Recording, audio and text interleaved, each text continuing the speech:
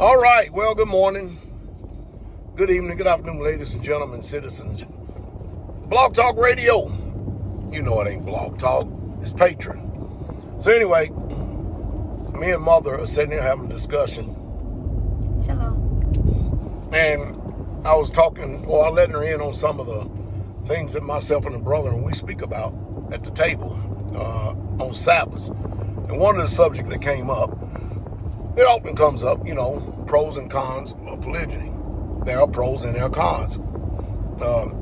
Either way it goes, still y'all's will. Just like in anything. So, and one of the pros we were discussing. Boy, help me, Father. What am I on this morning? Man, must have been they took that damn blood from me. See? Anyway, I told her, I said, the one thing that I do notice is that when a man has more than one ish, it's a hell of a lot easier on all of them as opposed to a man only having one. And I'm only going to use myself for an example because it would be totally unfair if I try to use somebody else's household and I'm not in it. So I'm going to use mine for an example. All right, so, there was a time that all the logistical and everything else in the ministry, it all was on Mother Carol's. It was all on her table, every single bit of it. And she just made a statement. Just matter of fact, you can make a statement better than I can. I was saying that because now duties can be divided, not necessarily equally, but to the talents that other sisters have. It helps me to not forget so many things because I had so much on my plate at one time that stuff would fall through the cracks. But now I very rarely have anything fall through the cracks because there are others that are able to help with the logistics of the ministry, and it's a blessing. It's a very big blessing. And of course it helps the ministry to run a whole lot better. I have to do a whole lot less correcting and rebuking. Absolutely. And all this other stuff. Because when you give one, you divide it up, give them this particular area, you give the other one another particular area. And it actually makes life a whole lot easier on all my issues because they don't have so much on their table. Now, in my personal opinion, all three of them have more on their table than any 10 families in the ministry. And the reason why I say that, because not only do we have the operation of our own private family home, but we have the ministry as a whole. Literally as a whole. And there's a lot that's still divvied up, but it sure does help balance out the time. And it does also give you time to do the things necessary you need to do, such as you're able to go to the gym. Yes. You don't have to have a cook day every single day. Yes. Or, whenever we have the family cook days at the end of the week, you know what I mean? And some of the other things, what are they? And plus I have my own business, so it helps me to be able to be more productive. I can go and take care of orders because they stay pretty consistent. And I'm able to handle that and take care of that without having to worry about whether I'm lacking on something else. Because for a while I almost felt guilty because I was, having to try to make sure that I got everything done, and then the business was lacking and my orders weren't getting out as fast and things like that. So it has helped that. More time with the Most High is the main thing. Just being able to study and pray more, which was always my desire, that has been able to be accomplished. So not only naturally, it's also spiritually that I've been able to be blessed because of this. Now, I'll throw a little bit more in there. Of course, it's automatically more time because whenever I'm not with Mother, I'm with one or the other. And of course, at that time, each one of them are being extremely tentative towards me, but they don't only just wait for the time to come when I'm spending time with them, that they are attentive. They are attentive like that continually throughout the day, because people don't like hearing this, but I'm going to say it anyway. But family is a business. It's about being about the family business. And we cannot be slothful in business. That's a lot that needs to be done.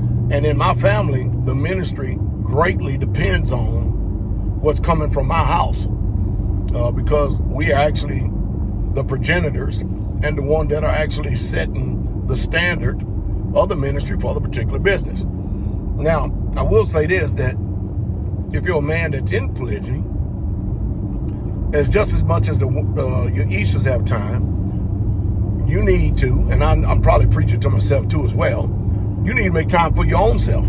You truly do.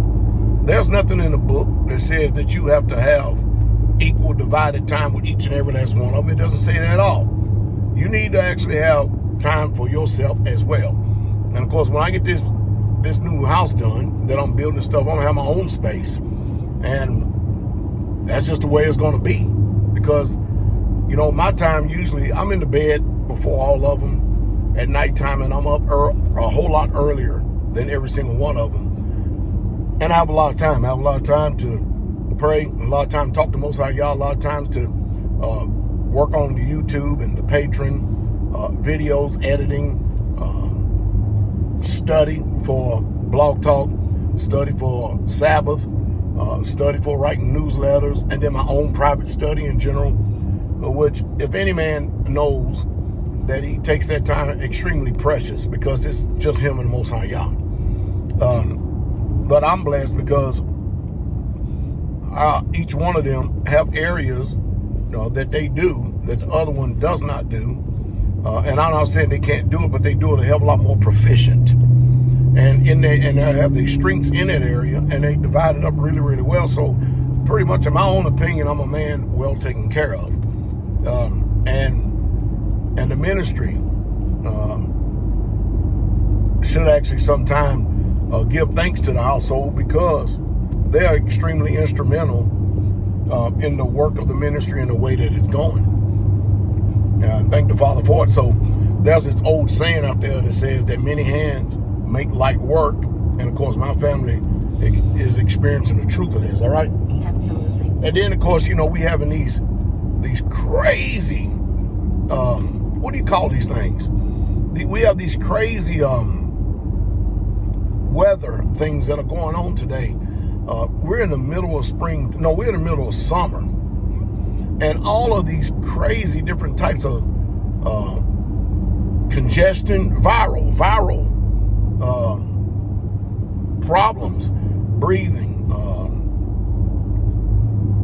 what do they call that stuff? What do they call that stuff in the summertime? Congestion, sinus. Yeah, but not only congestion, sinus, when people take allergies and all this or other stuff, and then other crazy junk showing up is hitting the respiratory system and stuff. So I say that to say this, to get to this point right here, that if one of them is down or out of the picture in the family as a whole, and they have enough time, ample amount of time to actually rest and recover, and they know that their duties and obligations and responsibility will be taken care of by the others. And so it's like I overheard Mother Carol and Mama Nellie talking, and Mother Carol knows that right now Mother Nellie is dealing with some type of viral stuff that's going on, like the majority of people I have in the ministry lately this year.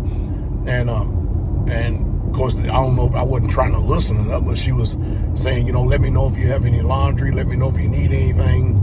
If you need anything and you have any laundry or something, let me know. I'll come by, I'll pick it up, I'll wash your clothes for you and stuff.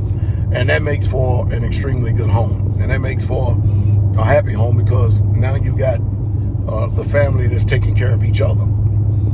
And the same thing, because, sometimes summer is dealing with some type of, what do you call this stuff whenever y'all women are pregnant? Morning sickness. It ain't morning sickness, because she just get nausea all of a sudden. Tired and all that. And of course, Baba Nelly will come and snatch him up in a minute, or either he'll go over to Mama Nelly's and he'll play for hours on end, and them two or something else. I don't know how Nelly gets the energy to do it, or any of them, but they do. But you can bet your bottom dollar at nighttime that this guy's going to go find Mother Carol no matter what. And it's just tyranny or terrorists all the way from that point, boy. I tell tell you, they have a good time together. I'm just being funny right there. But that's a good pro to it right there. I would say, and to end this message right here and start another one, I would say some of the cons, one of the major cons is that when women focus on themselves and not put the focus on how that the man, the head, wants his family ran. Whenever they are trying to put their desires and their wants and their needs above that of the family structure. And anytime you have something like that, you're going to have chaos. Because men are designed to lead, they are designed to guide, they are designed to correct. Women are designed to nurture. Women are designed, what else is women designed to do? We're there to be helpmeets. We're there to help support whatever the man says, however he chooses for his house to run, for himself, for us, for the household, and for his children, his seed coming behind him. So we have a lot of responsibility to take care of the one that takes care of us. Yeah, so you can get them to help and get them to understand they're here to build your house. You're not there to build their house. They're in your house, just like we are in our Father's house. We're not here to build our own homes. He's already has a mansion that's going to be built for us.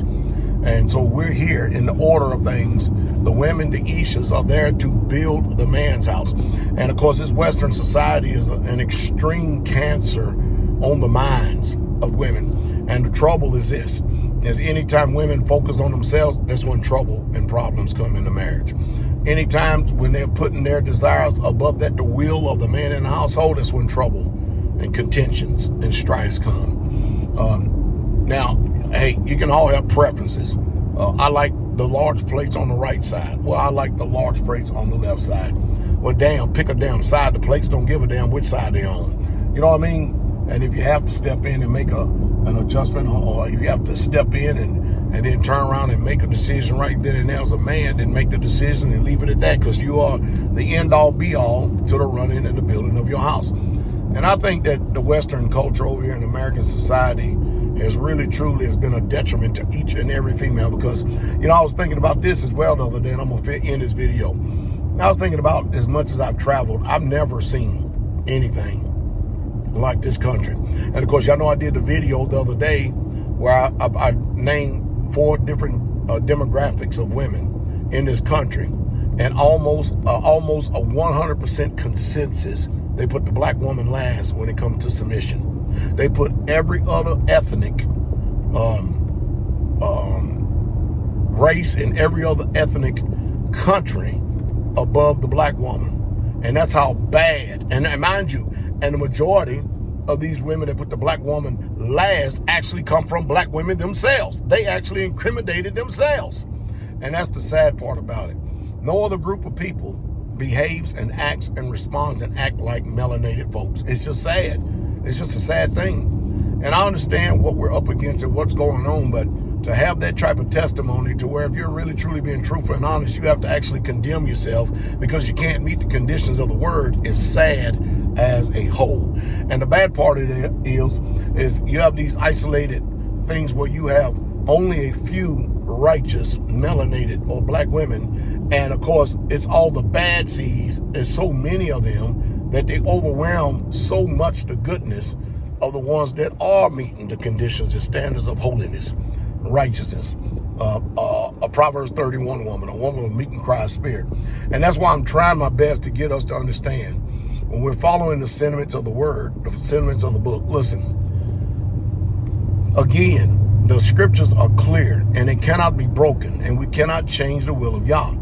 The book says if you have a woman that does not go as you would have her to go, then you put her away from you. I don't know why we're so apprehensive of that in this area. It literally makes no sense. The scriptures are there to give us instruction. It's there to lead. It's there to guide. It's there to help us out in these areas. It's telling us all this for our edification, for our exhortation, for our comfort. It's there to help us and guide us. But anytime that you're sitting up here trying to salvage something that can't be salvaged, I mean, when a woman show you what her true colors is, you need to believe what she's showing you. You need to believe it and then make the proper adjustments. Because, I mean, people can say a lot of things, but as the old saying go in the world, action speaks louder than words. And I understand that a lot of people have not had too much time in this growth area or maturation period or whatever you want to call it, but it really truly don't take all that long. It don't take all of that to embrace truth and to walk in truth and to be transformed. If you're waiting for your feelings and emotions to be square with truth, you can forget it. Truth is acknowledged in the inward parts. Truth is truth just simply because it is the truth. And to have a love for the truth is to have a love for Jesus and a hatred for the self that is trying to keep you from the kingdom in Jesus. So anyway, I know I digress as usual in these videos, trying to get out more information as I can. It's probably what's in my mind and heart anyway. But hey, we have a road to haul here. And remember, the focus is this. Anytime you come into a man's family, you're there to build. There shouldn't be all this rebellion, all this discontentment, contention. By the way, I said I was going to finish this video. Let's go ahead and get it all out. So what is all this discontentment with women nowadays when they have everything provided for them and they don't have to go out and hit a 9-to-5 job and they don't have all the cares of this life worrying about making ends meet? How am I going to pay the rent or the bills? Am I running short? Do I have to live from paycheck to paycheck? Where am I going to find money to fix the car? Or how am I going to pay the light bill? Or how am I going to, I can't pay the credit card this month because I have to rob from Peter in order to pay Paul. But now you're at a place where you don't have none of that. The very thing that, they used to be a major concern out in the world is surviving. But now you don't have to have none of that because you have righteous men in front of you, be there on the community or you're in a homestead, or either way it goes, they've taken away all of that from you. And that's why I come down so hard on an ungrateful woman when she has all that in front of her and you have the arrogancy and audacity and unmitigated gall to be discontent, to cause contention, strife, envy, and jealous. It's just nonsensical. What say you? I think sometimes over time women forget where they have come from and the hardships that they may have had out there. And that's when ungratefulness comes in, and it all boils down to selfishness. It's all about me. Mm-hmm. It's all about what I want or what I feel like I'm not getting, when you're getting more than most. We're all getting more than we deserve as it stands. But Yah is so faithful to us that if you can remember Yah's blessings towards you, how Yah has accepted you no matter what, and you've been able to repent and move forward. The same when you come into a family.